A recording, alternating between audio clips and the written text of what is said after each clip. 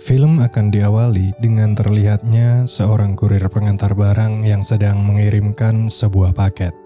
Kebetulan paket tersebut yang menerima adalah sang ayah. Penasaran dengan isinya, ayah membuka lalu mengirimkan foto tersebut kepada sang anak. Scene flashback ke tahun 1999.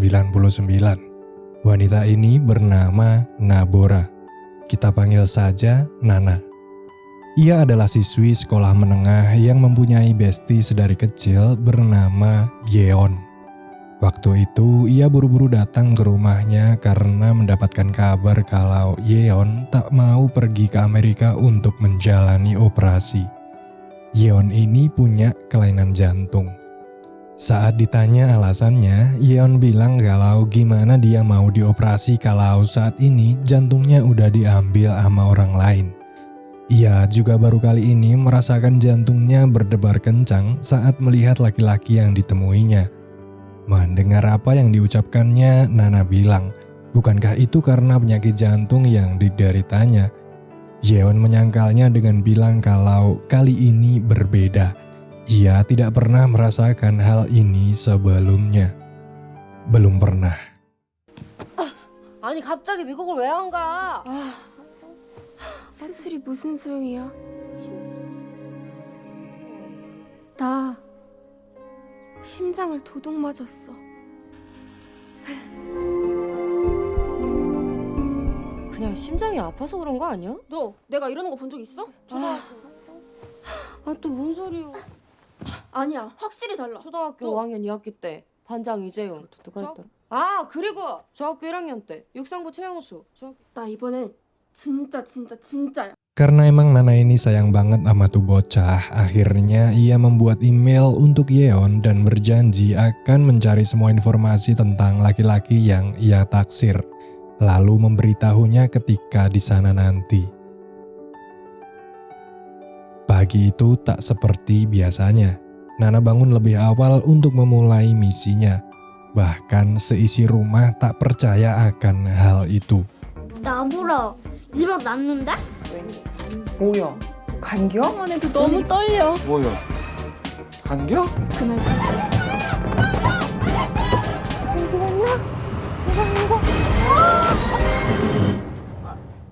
Realita Nana masuk sekolah dan kebetulan hari itu adalah hari pertama setelah kelulusan SMP tak sesuai ekspektasinya. Padahal ia pengen masuk sekolah campuran biar bisa duduk bareng sama cowok-cowok ganteng. Lalu salah satu temannya bilang kalau pada saat jam istirahat nanti, siswa-siswi akan berbaur di satu tempat.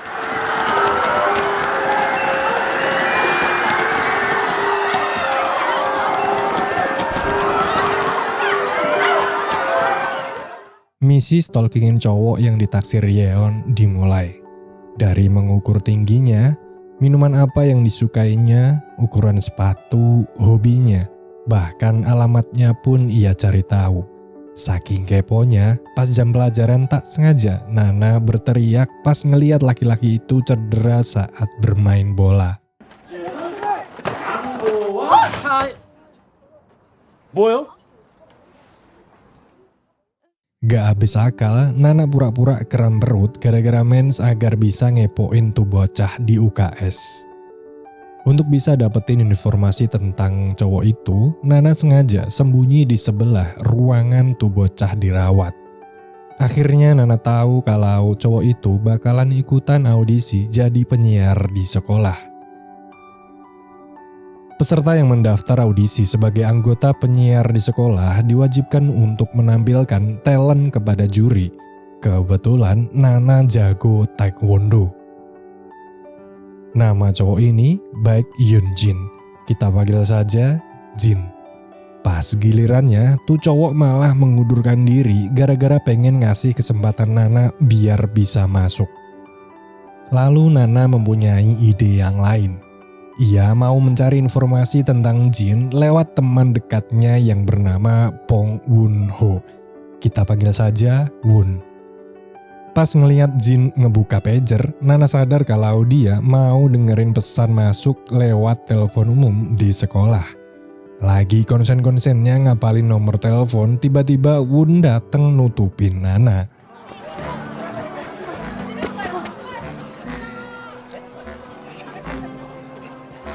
공, 1, 2, 고. Malamnya, ia pergi ke telepon umum buat ngecek satu-satu kemungkinan nomor telepon Jin semata-mata hanya untuk bestinya, yaitu Yeon.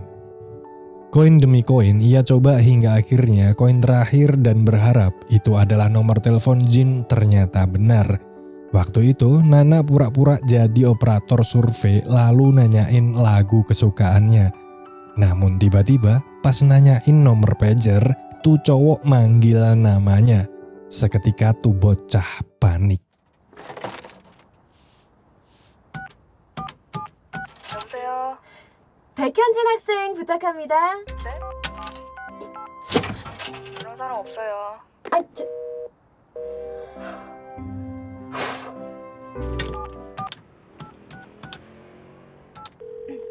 백현진 학생 부탁합니다. 누구시죠? 무엇입니까? 삐 소리가 na면 말씀해 주세요. 나보라? Keesokan paginya, Wun bilang ke Nana kalau bukankah semalam dialah yang menelpon buat nanyain nomor pager si Jin. Dengan raut wajah yang malu meskipun bersikeras mengelak, akhirnya Nana ngaku juga. Lalu Wun bilang kalau akan bersedia membantu jika Nana mau ngelakuin satu hal untuknya. Karena Wun tahu kalau ayah Nana punya toko penyewaan film, ia ingin Nana bawain film.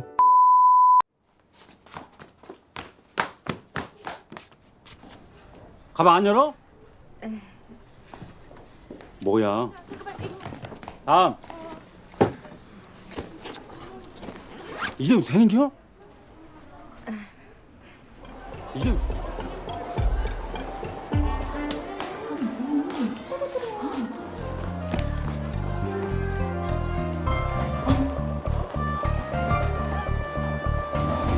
부셔버릴 거야. Suatu malam, Wun sama Jin datang ke rumah Nana buat nyewa kaset film. Kedatangannya untuk menepati janji yang waktu itu mau ngasih nomor pager ke Nana dengan bilang ke Jin kalau menyertakan nomor pager bakalan dapet bonus satu film gratis. Sejak saat itu, Nana merasa ada ketertarikan kepada Wun.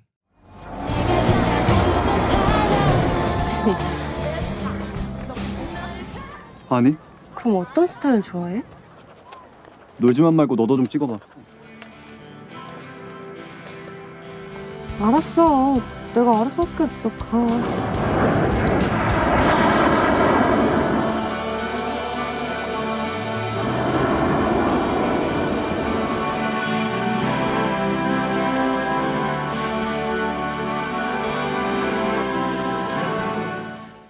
Malam hari sepulang sekolah, pas lagi asik main sama temen-temennya, tiba-tiba aja ada yang bilang kalau teman sekolahnya tawuran sama sekolah yang lain. Dan ternyata yang bermasalah adalah si Jin. Laki-laki dari sekolah lain itu bilang ke Jin kalau udah terlalu berani godain pacarnya. Yang pada kenyataannya tuh cewek yang godain Jin tapi ditolak. Saat situasi memanas, tiba-tiba Nana datang.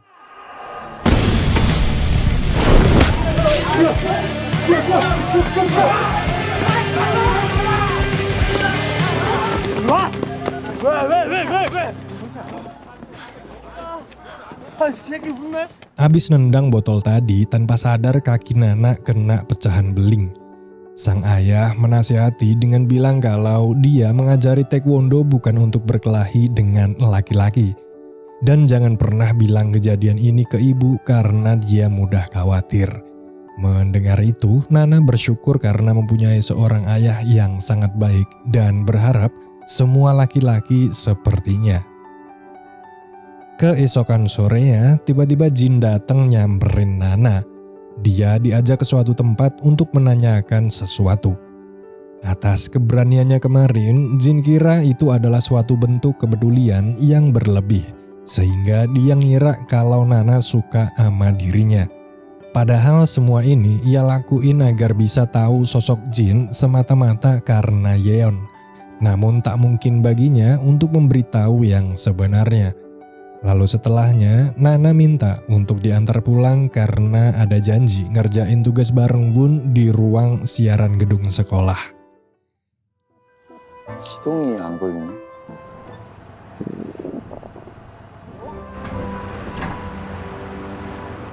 Malam itu Jin ngajak makan dulu sebagai bentuk permintaan maaf karena motornya mogok. Dan kebetulan Won bekerja sebagai pelayan di tempat itu. Pas lagi nikmatin makan, tiba-tiba Jin ngajakin Nana pacaran. Mendengar itu, Nana auto panik. Biar si Jin ilfil, Nana bilang kalau makannya banyak, jarang mandi, dia juga murid yang bodoh di kelas, sifatnya juga buruk, kentutnya juga bau. 너가 좋아. 사귀자. 야. 마셔. 야, 나 피자 2판 먹어. 감당 안 될걸? 지금 나 방구랑 학교정이 땡땡땡 도착. Lalu dia pun pergi begitu saja sampai lupa bawa tongkat penyangganya yang ketinggalan di warung tadi. Beruntung Won datang sambil bawain lalu ngerawat perban kakinya. Di momen inilah Nana merasakan hal yang sama dengan sahabatnya Yeon. Jantungnya berdegup kencang seakan-akan ini adalah pertanda bahwa dia sedang jatuh cinta. Perjuangan Jin untuk menaklukkan hati Nana tak berhenti begitu saja. Waktu itu di acara tur sekolah, pas Nana beli sebotol sirup uangnya kurang. Tiba-tiba aja Jin ngebayarin sisanya dan bilang kalau dia tetap pengen ngajakin pacaran. Namun dengan jelas Nana menolaknya dengan bilang kalau baginya Jin tak lebih dari teman seangkatan saja. 안 자는 놈들 내 귀에 다 들려.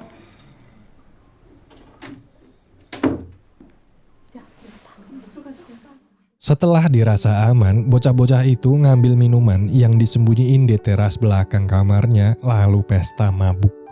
Sirup yang dibeli Nana pun jadi sasaran gara-gara minumannya itu terlalu pahit. Tak sengaja Nana ngeliat tas plastik yang berisi minuman dicuri teman-teman cowoknya dari lantai atas.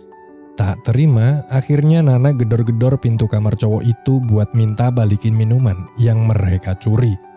Namun ternyata kamar yang Nana gedor kamarnya si Won. Karena Nana teriak-teriak bikin si guru tadi naik ke atas. Takut ketahuan, Won ngajakin sembunyi di suatu ruangan kosong. Beruntung mereka enggak ketahuan. Di pagi harinya, tuh bocah-bocah dihukum mengutin sampah di pantai gara-gara ketahuan semalaman enggak tidur sambil mabuk-mabukan. Lagi-lagi Won selalu hadir di waktu yang tepat. Ia datang sambil bawain air madu biar Nana lekas membaik setelah mabuk semalam. Tak terasa 1 semester sudah Yeon pergi ke Amerika meninggalkan Nana sendiri. Namun mereka saling mengirimkan kabar lewat email dan mengirimkan surat. Tidak ada yang spesial di liburan musim panas ini. Seperti biasanya, Nana jagain toko penyewaan film milik ayahnya. Namun kali ini berbeda. Waktu itu pas Nana lagi jaga, tiba-tiba Won datang dan bilang kalau mulai besok dia akan kerja jadi penjual es krim di seberang jalan. Di malam harinya Won datang bawain es krim buat Nana sama adiknya. Lalu tiba-tiba ibu keluar dari atas ngomel-ngomel nyuruh tuh bocah berdua cepetan masuk rumah buat tidur. Beruntung sang ayah yang paham sama situasi itu segera menarik ibu untuk dibawa masuk. Selesai dengan es krimnya, Nana nyuruh adik untuk masuk rumah. Melihat tingkah mereka berdua, Won bilang kalau ia juga punya seorang adik laki-laki yang berumur 5 tahun dan berharap bisa bertemu dengannya. Lalu Won mengajaknya ke suatu rumah untuk memetik buah plum dan bercerita kalau dulu ini adalah rumah semasa kecilnya. Namun ia harus pindah ke luar negeri karena tuntutan pekerjaan orang tua. Setelah mereka bercerai, sang ayah membawa Won pulang ke Korea sedangkan ibu bersama adiknya. Semenjak saat itu, ia tak pernah bertemu lagi dengan adiknya. Kebetulan buah favorit Nana adalah plum. Malam itu, setelah memetiknya, mereka duduk di sebuah bangku dan bercerita sambil menikmati indahnya malam. Terbawa suasana, pas mau ciuman, tiba-tiba Nana kejatuhan buah plum. Sebelum berpisah, Nana ngajakin Won nonton bioskop di akhir pekan nanti. Namun sayangnya Won cuma diem aja. Merasa malu, tiba-tiba aja Won menciumnya lalu bilang sampai jumpa di akhir pekan. Malamnya Nana nggak bisa tidur. Bahwasannya baru kali ini ia merasakan jatuh cinta. Ia mencurahkan isi hatinya lewat tulisan yang ia kirimkan lewat email ke sahabat satu-satunya itu. Saking berbunga-bunganya, seisi rumah sampai bingung ngeliat tingkah tuh bocah.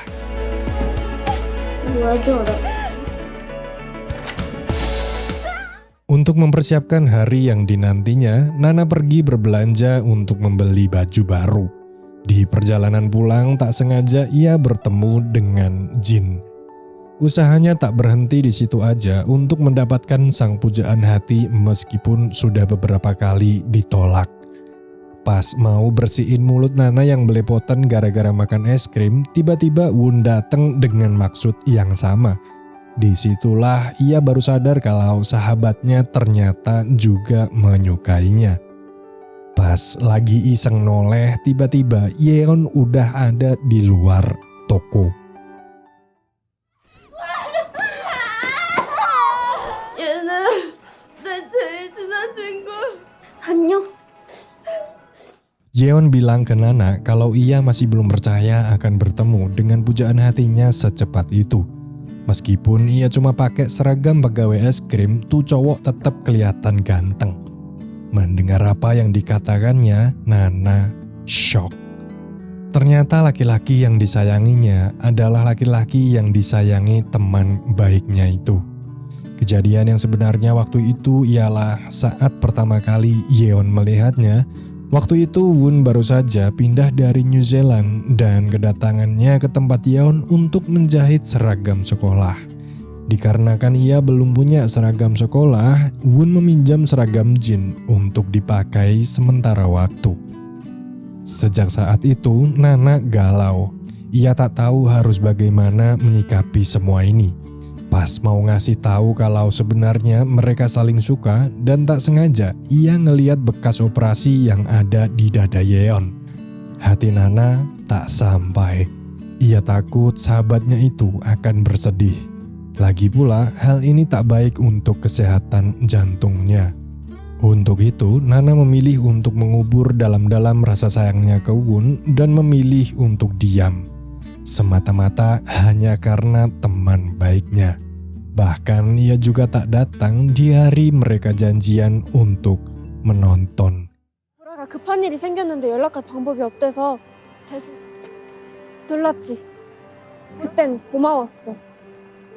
Malamnya, Yeon bercerita tentang kebersamaannya dengan Won pas lagi nonton bioskop tadi siang. Meskipun cemburu, ia harus jadi pendengar yang baik dan membuang jauh rasa sayangnya kepada laki-laki yang sama.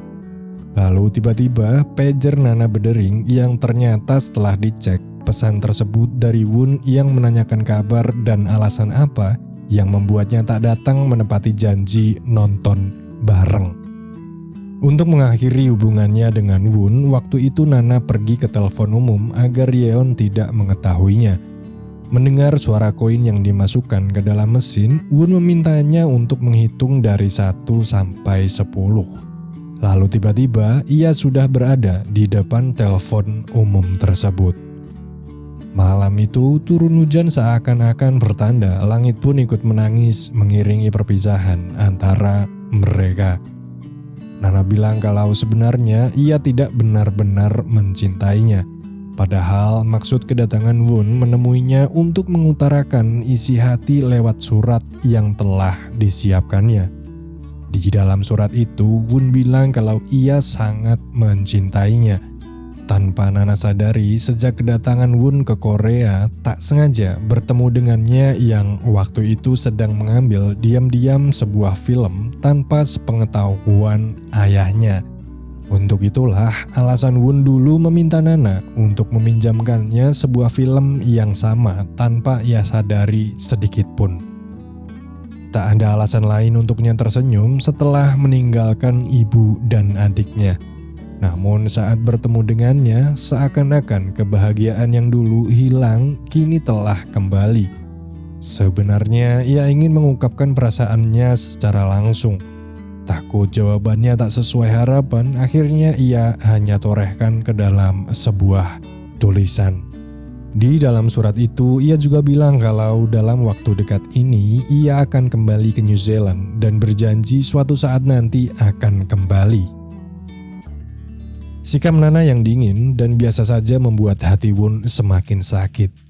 Padahal waktu itu mereka sedang mengerjakan tugas laporan dokumenter untuk kelulusan sekolah. Di satu sisi, Nana menyakiti diri sendiri dengan bersikap seolah-olah tak mempunyai perasaan. Di lain sisi, Won tak tahu pasti alasan Nana bersikap seperti itu sehingga membuat keduanya saling menyakiti. Dirasa cukup dengan bahan mentah untuk membuat film dokumenter, Won bilang kalau proses editing akan memakan waktu yang lama. Sementara mesin editing di gedung sekolah sudah tua, jadi akan membuatnya lebih lama lagi. Mendengar hal itu, Yeon bilang kalau ia mempunyai kenalan seseorang yang bekerja di sebuah stasiun penyiaran di kota.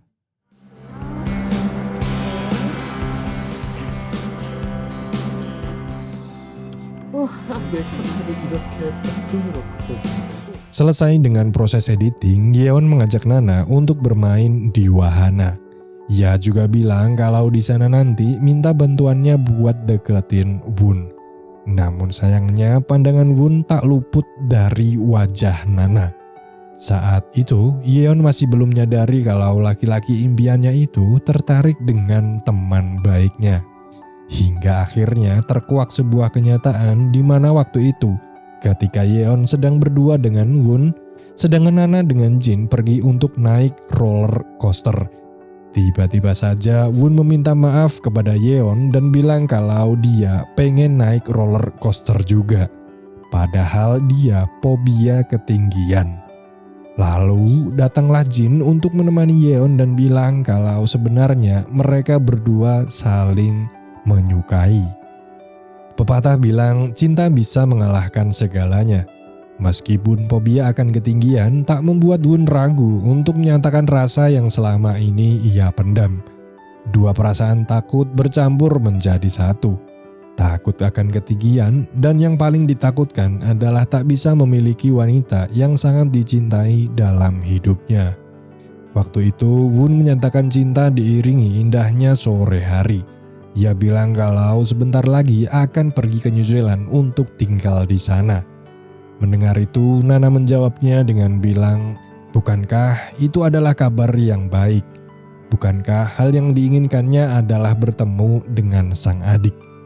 Berharap bukan kata-kata itu yang diucapkan Nana, dengan menahan air mata, Won bilang terima kasih untuk semuanya. Malam telah tiba.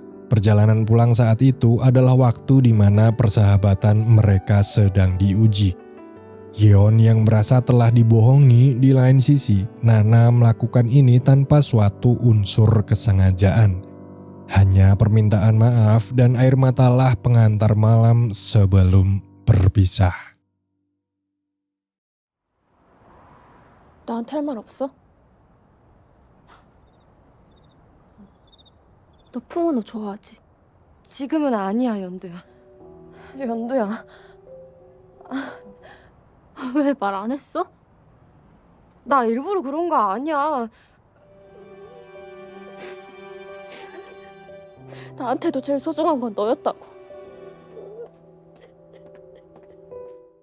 Sebuah kalimat yang perlu dijadikan pedoman adalah cinta tak bisa dipaksakan. Menyadari akan hal itu, Yeon bilang ke Won kalau ia menyukainya. Namun sahabatnya ternyata mempunyai perasaan yang sama. Ia bilang Nana adalah teman yang sangat baik dan penuh perhatian. Ia bisa saja menghabiskan 2 piring pizza seorang diri, namun saat bersamanya ia hanya makan 2 potong saja. Saat memintanya untuk makan lagi, Nana bilang sudah terlalu kenyang, padahal matanya terus menatap pizza itu. Pernah dulu saat bermain di sebuah bukit, Yeon pingsan gara-gara seekor katak yang membuatnya terkejut. Dan yang dilakukan Nana adalah menggendongnya menuruni bukit. Saat itu usia mereka 12 tahun. Seberapa kuat Nana menggendong, meskipun itu berat, ia bilang baik-baik saja. Semua itu Nana lakukan hanya untuk dirinya. Mendengar kenyataan itu, barulah Won tahu alasan sebenarnya mengapa selama ini Nana menutupi perasaannya. Suatu malam, sang adik tak sengaja tertabrak mobil saat bermain di jalan dekat rumah. Sesegera mungkin ia dilarikan ke rumah sakit. Di waktu yang sama, Won berlari untuk mengembalikan kaset film yang dulu pernah ia pinjam. Saat itu ia ingin berpamitan karena besok siang adalah hari terakhirnya di Korea. Dengan sabar ia menunggu. Dari waktu ke waktu hingga akhirnya pagi pun tiba. Keesokan paginya di sekolah, mereka tak saling menyapa. Lalu tiba-tiba Yeon pingsan. Meskipun terlihat bermusuhan, akan tetapi dalam lubuk hati Nana, Yeonlah yang paling ia pedulikan di dunia ini. Dengan panik, ia menggendongnya menuruni tangga. Namun semua ini hanya akting. Yeon bilang, "Lo lupa ya, gue udah dioperasi." Ia ingin Nana mengejar laki-laki yang sangat dicintainya sebelum keberangkatannya. Dengan bantuan Jin, bergegas mereka berangkat menuju stasiun kereta api. Di tempat itu adalah tempat di mana tak ada lagi kebohongan untuk Nana mengutarakan isi hati yang sebenarnya. Ia meminta maaf. Maaf karena tak datang ke bioskop, padahal dirinya lah yang membuat janji. Maaf, ia berpura-pura bersikap cuek padahal saat itu Won sedang memperhatikannya. Maaf karena terlalu banyak makan buah plum saat duduk di rumah masa kecilnya.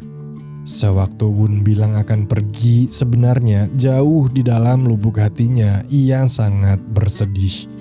Maaf, ia telah berbohong dengan isi hatinya. Yang pada kenyataannya ia juga sangat mencintai Won. Mendengar hal itu, akhirnya Won pun lega. Kali ini ia pergi dengan tenang setelah mengetahui kebenaran yang diidam-idamkannya. Ia berjanji suatu hari akan kembali dan meminta Nana agar tetap setia menunggu kedatangannya. Dan akhirnya mereka pun berpisah. Tak terasa 1 tahun sudah waktu berlalu. Semenjak perpisahan itu, kini hanya lewat email mereka bertukar cerita. Hingga akhirnya hari kelulusan sekolah telah tiba, bersamaan dengan hilangnya kabar dari laki-laki yang sangat dicintainya. Tak ada email lagi yang bisa menceritakan kehidupannya di sana. Panggilan telepon pun tak pernah ada balasannya. Menunggu tanpa kepastian sudah barang tentu akan membuatnya perlahan melupakan. Suatu malam, Nana membuat janji kencan buta untuk mencoba membuka hati dengan laki-laki lain. Namun saat berkenalan dengan laki-laki itu, seketika pecah air mata dan membuatnya teringat kembali dengan satu-satunya laki-laki yang sangat dicintainya. 오늘 소개팅 맞으시죠? 네. 저는 02학번 나보라예요. 제가 조금 늦었어요. 죄송해요. 제 이름은 운호라고 해요. 이런 자리가 좀 어색하죠. 저도 혹시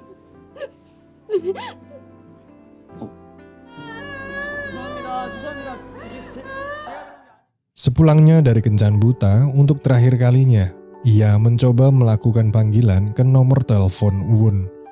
Nana bilang kalau kali ini ia akan benar-benar melupakannya. Ia akan melupakan kenangan yang dulu pernah ada. Jika suatu saat nanti Won hadir dan ingin bertemu, ia tak akan pernah menemuinya. Mulai sekarang, ia anggap Won telah mati. Scene akan berpindah ke masa sekarang di mana pada awal film diceritakan Nana mendapatkan sebuah paket yang ternyata berisi sebuah kaset yang dulu pernah Won pinjam, serta sebuah undangan untuk menghadiri suatu pameran seni. Akan tetapi nama pengirimnya adalah Joseph. Keesokan harinya Nana datang. Di sana ia melihat momen-momen kebersamaan antara mereka berdua. Kenangan yang mengingatkan betapa indahnya saat itu. Di akhir pertunjukan seni itu terlihat sebuah tulisan untuk mengenang 15 tahun kepergian Won-ho. Dia adalah Joseph, adik kandung Won. Dia juga yang telah mempersiapkan pertunjukan seni itu untuk mengenang kepergian sang kakak. Waktu itu setelah Won meninggal, ia tak sengaja menemukan sebuah video yang menurutnya harus disampaikan kepada Nana.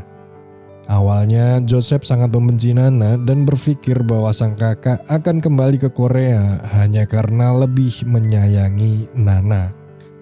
Namun setelah melihat dan mengikuti pandangan sang kakak ketika mempersiapkan pameran ini, ia bisa merasakan dengan jelas betapa besar cintanya kepada Nana. Untuk itulah alasan mengapa Joseph ingin memberitahunya. Memberitahu kalau momen yang paling indah dalam hidupnya yang singkat itu adalah saat bersama Nana. Film berakhir. But if I lay down and I play dead and I stay dead, maybe you'll get sick of being the monster out of my head, under my bed. Think you're something out of my nightmares, standing right there.